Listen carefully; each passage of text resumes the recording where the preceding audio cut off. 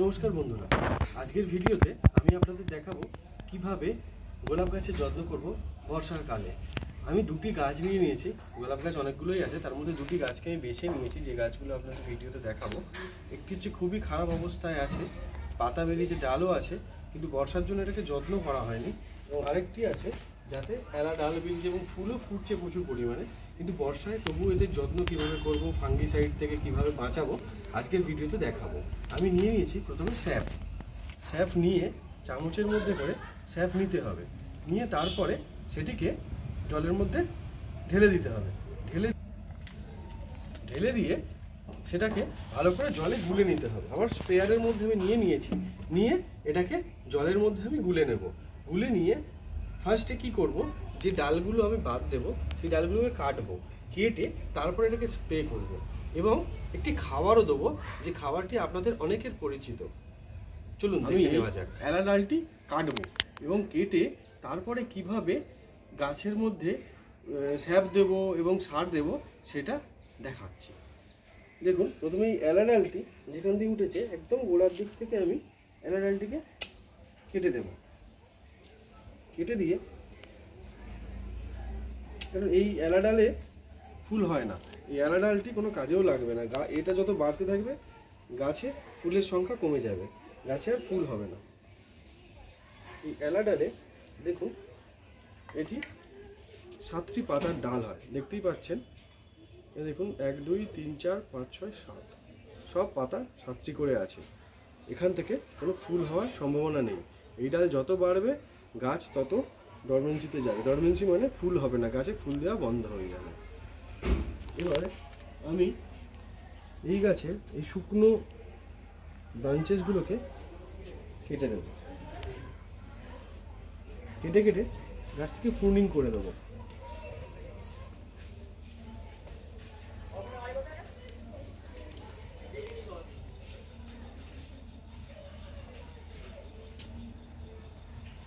এই ডালটিকে ঠিক এইরকম জায়গা থেকে আমি কেটে দেবো।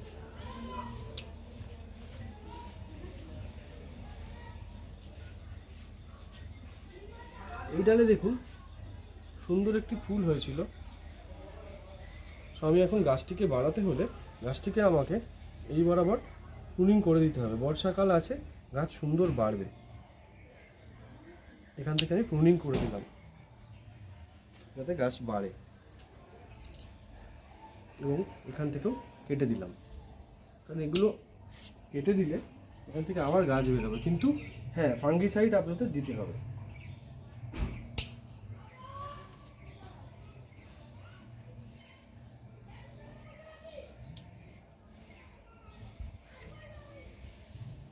এখান থেকে এই যে ফুলগুলি হয়েছিল এর এই ডালের এখান থেকে আমি কেটে দেব।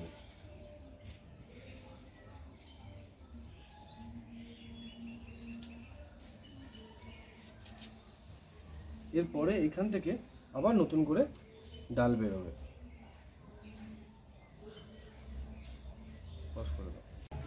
দেখুন, এই গাছটিকে এইভাবে আমি পুরো প্রুনিং করে দিয়েছি। এই একটি ডাল রেখেছি মাত্র, এর মধ্যে স্যাপ স্প্রে করতে হবে। এবং এই গাছটিকেও তাই প্রুনিং করে দিয়েছি। এখান থেকে নতুন নতুন ব্রাঞ্চ বেরোচ্ছে, দেখতে পাচ্ছেন নতুন নতুন ব্রাঞ্চ বেরোনোর শুরু করেছে। এখান থেকেও নতুন ব্রাঞ্চ বেরোচ্ছে। আমি প্রুনিং করে দিয়েছি, এবার এটিকে স্যাপ দিয়ে স্প্রে করে দেবো। করে দিয়ে তারপরে খাবার দেব।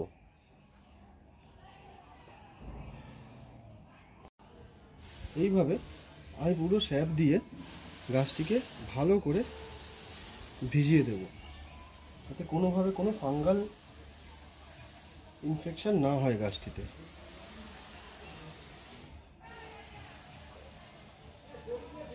দুটি গাছকে ভালো করে স্যাপ দিয়ে ভিজিয়ে দেব।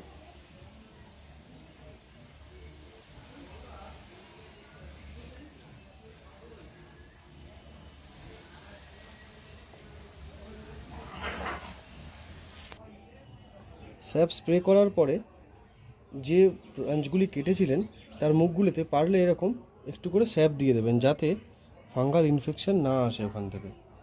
এরকম করে করে মুখগুলোতে একটু স্যাপ দিয়ে দেবেন, তাহলে ফাঙ্গাল ইনফেকশন থেকে এরা বাঁচবে খুবই দ্রুত।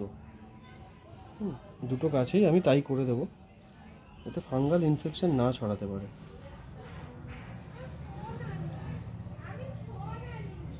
ঠিক আছে,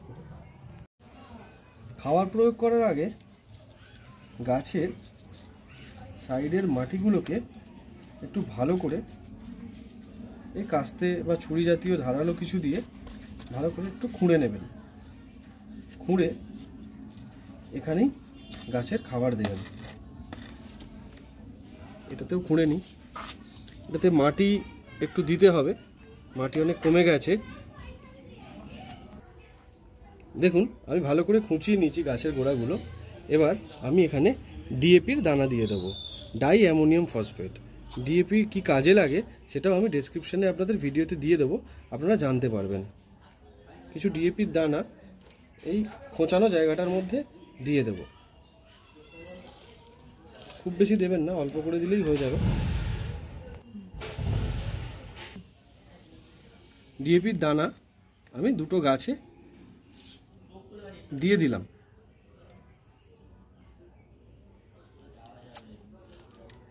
এরপরে দেখা যাক গাছের গ্রোথ কীরকম হয়। গাছের গ্রোথ নিলে পরের ভিডিওতে আপনাদের আমি দেখাবো। আজকের ভিডিও এই পর্যন্তই রাখলাম। দেখা হবে আবার নেক্সট ভিডিওতে। নমস্কার।